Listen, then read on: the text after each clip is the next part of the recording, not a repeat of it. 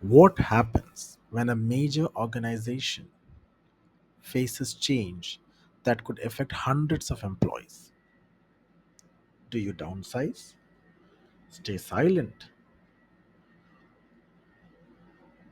or do you actually prepare your people for what's coming? EDF, which supplies electricity and gas to more than 3.7 million British homes and businesses, had a choice. What they did turned into a case study, word study. Welcome to BizCase Studio, where we take real world examples, business case studies, and extract MBA level lessons from them.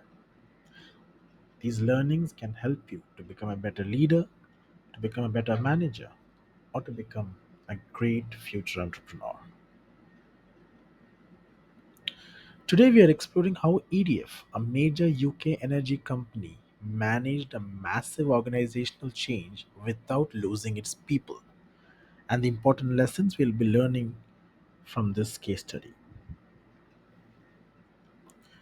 EDF's operation include the UK's 8 most modern nuclear power station sites, built over the 1960s to 1980s, and they are reaching the end of their operational lives.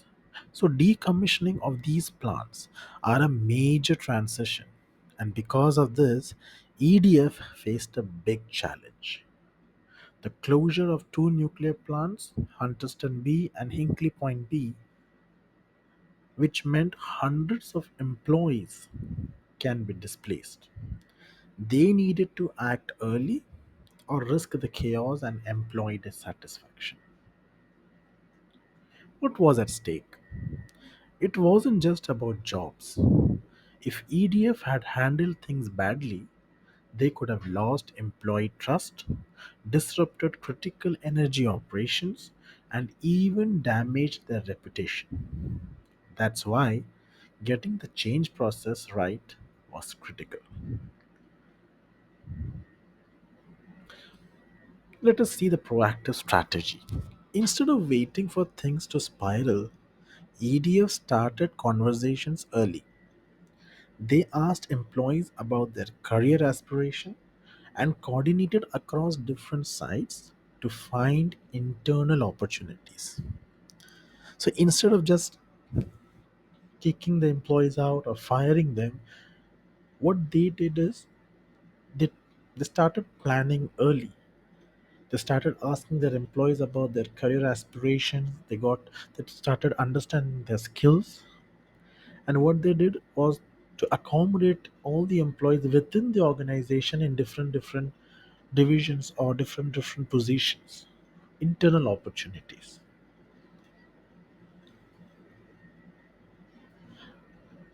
Building trust, another very important strategy. So another key move was training both leaders and union representatives together. This built a foundation of trust and created open, transparent channels for communication throughout the change.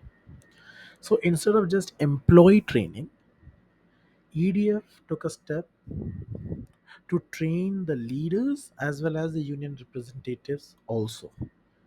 That means a same training for each and every one of the organization from top to bottom. And this created an open and transparent channel for communication throughout the change. So there was no misunderstanding or miscommunication. Everyone got the same information, everyone were preparing for the same outcome. So EDF did not do it alone. They partnered with the NRS, that is the decommissioning company that was appointed to the EDF. They partnered with them to create a smooth skill transfers and give employees clear pathways into future roles. So instead of knowing everything and doing it everything on of their own, they took the help of partners. They took the help of the external partners instead of just thinking everyone is a competition. They opened for partnerships, and they did this for their own people, for their own employee, so that a smooth skill transfer is done and every employee is getting a clear pathway into their future roles. A lot of companies wait too long. They keep employees in the dark, or they think of change as purely an HR issue, blaming the HR department.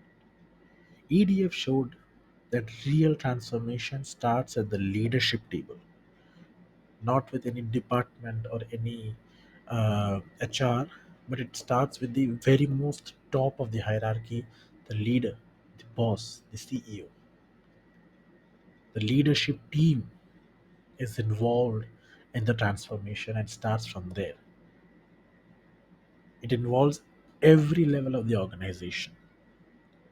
Not like, I wake up one day as a boss and like tomorrow my company is closing, so I'm like, all right, you all are fired, company closes. No. EDF showed how a transformation starts. And as a boss, if I am a boss, and if I know that in coming few months or coming few years, and I can see my uh, prospects of my business is not going good, then what I will do is I will help my employees to get a better opportunity, if it is within my division or within my company or externally, so that their future is not compromised. That is what a true leader is, a true boss is, a true manager is, thinking of the people. The results were impressive. 93% of employee aspirations were met at Hunterston B, which is one of their plant. Business performance stayed strong and morale didn't collapse. A rare win during a major change. It's of course a rare win. I mean, it is not that every time planning and the implementation might go well, but it is on the leader, it is on the boss who thinks like this.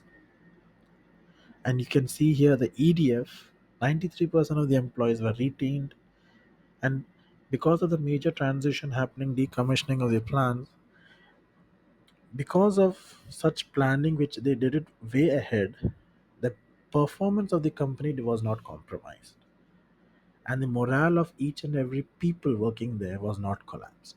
It was really a very big win for them, because decommissioning is not a small thing. It's a huge process and it involves a lot and lot of changes.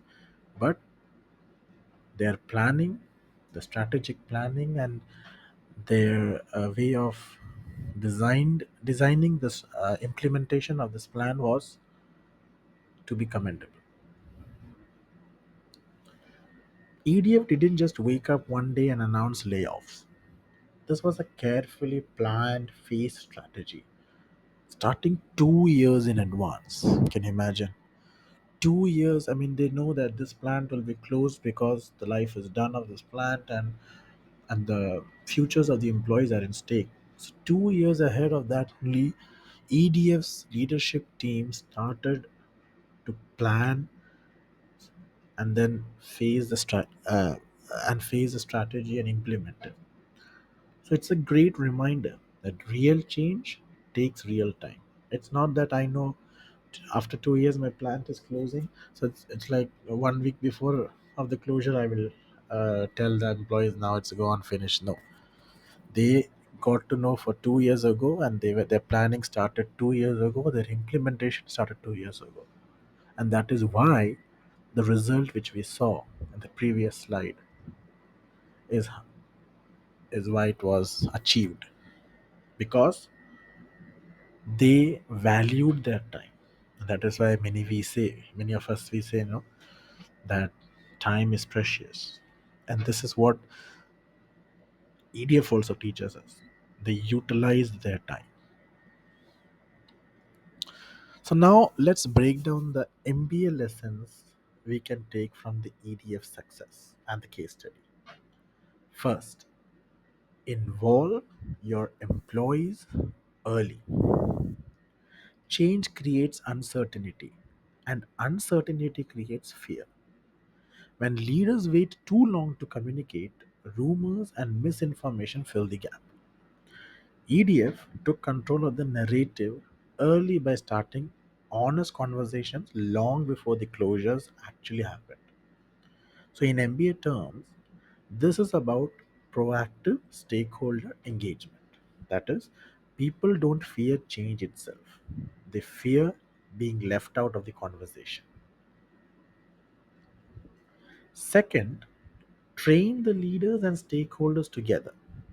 What happens is in many organizations, management gets one version of the story while the unions or the employee representatives gets another. So this creates distrust.